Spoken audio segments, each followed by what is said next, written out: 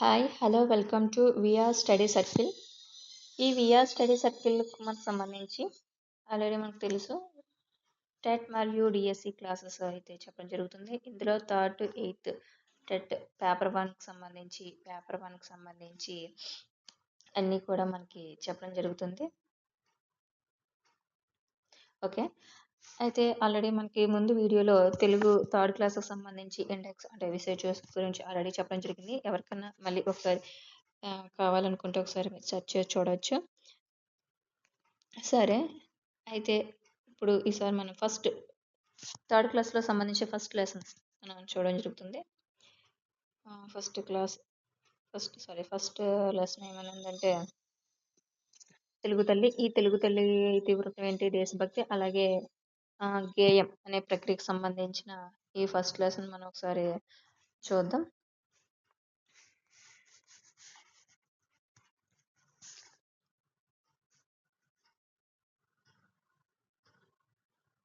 Okay,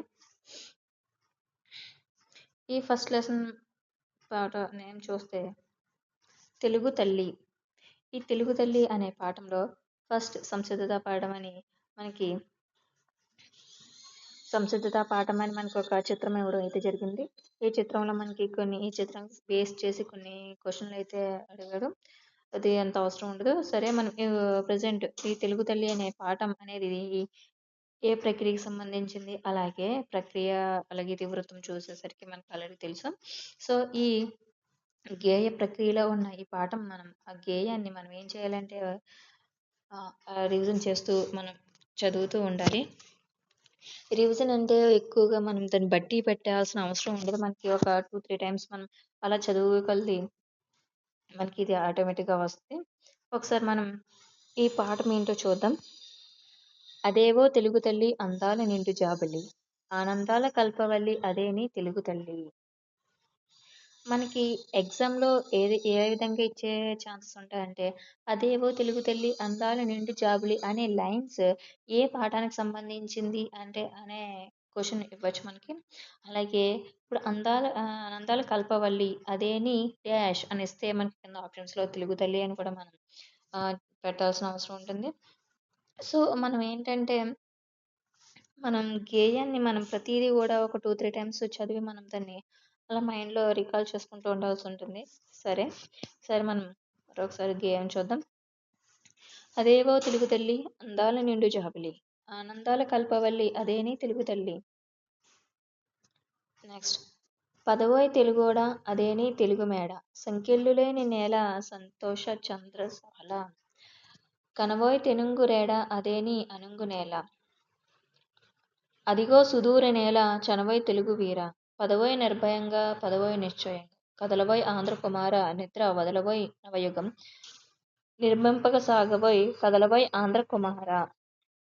సరే, ఈ lines అన్ని మీరు 1-2 సార్లు రివిజన్ చేసుకుంటూ ఉండడం వల్ల మనకి ఆటోమేటిక్గా ఆ లైన్స్ ఏ పాఠంలోది.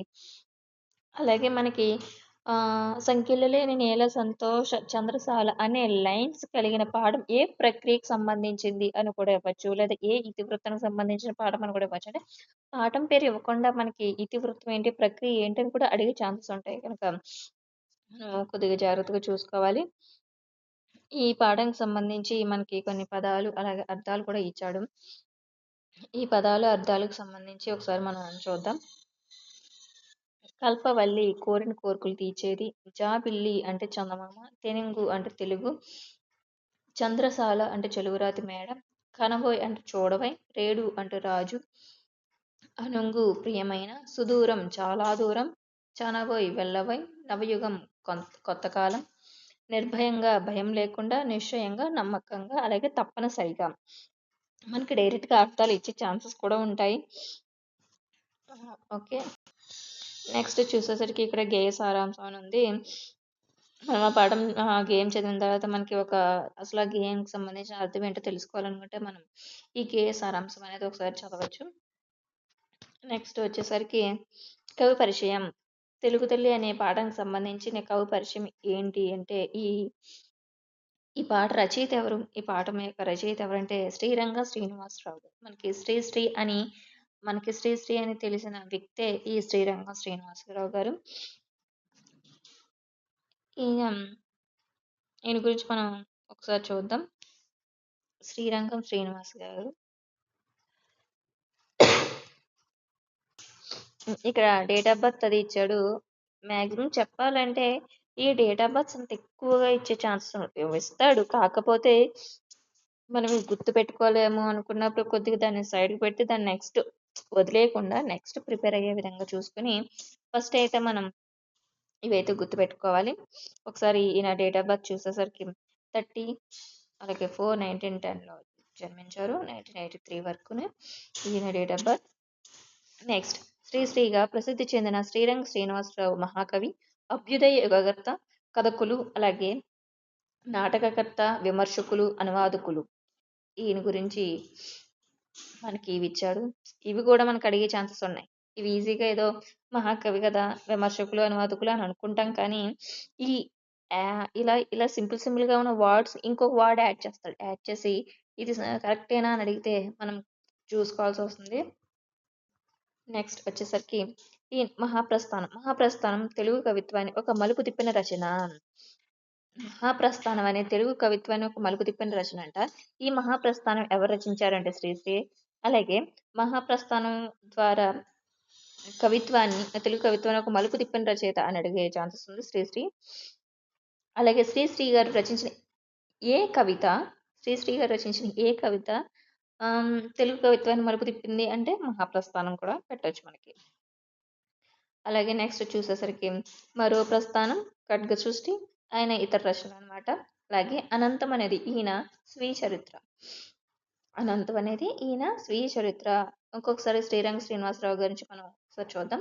శ్రీశ్రీగా ప్రసిద్ధి చెందిన శ్రీరంగ శ్రీనివాసరావు గారు ఒక మహాకవి, అలాగే అభ్యుదయోగకర్త, కథకులు, అలాగే నాటకకర్త, విమర్శకులు, అనువాదకులు. ఈయన మహాప్రస్థానం అనేది తెలుగు కవిత్వాన్ని ఒక మలుపు తిప్పిన రచన. అలాగే మరో ప్రస్థానం ఖడ్గ సృష్టి, అలాగే ఈయన రచనలు మరియు అనంతం అనేది ఈయన స్వీయ చరిత్ర. స్వీయ చరిత్ర, అనంతం అనేది ఈజీగానే ఉందనుకుంటాం. అలాగే ఏంటంటే ఇలా స్వీయ చరిత్రలు చేసిన ఇంకా మరొక రచన ఇంకా వేరే వేరే కవులు వేరే వేరే స్వీయ చరిత్రలు కూడా ఉంటాయి. అవి ఇవి చదవడం మనం కొద్దిగా కన్ఫ్యూజన్ అవుతూ ఉంటాం. సో అనంతం అనేసరికి శ్రీరంగ శ్రీనివాసరావు గారు అని మనకి గుర్తు రావాలి. Next okay. నెక్స్ట్ ఇంకేముందంటే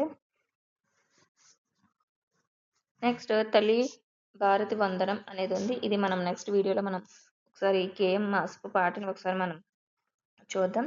అయితే ఏదైనా మన క్లాస్ నేర్చుకున్నప్పుడు మళ్ళీ ఇంకొకసారి రివిజన్ సింపుల్‌గా ఇప్పుడు క్లాస్ విన్నాం గనుక ఒకసారి పైపైన అలా మనం ఒకసారి టచ్ చేస్తే ఆటోమేటిక్‌గా గుర్తుంటది. మనకు మళ్ళీ ఏదైనా డౌట్ వచ్చినా మీరు ఈ వీడియోని చూసి మళ్ళీ గుర్తుపెట్టుకోవచ్చు.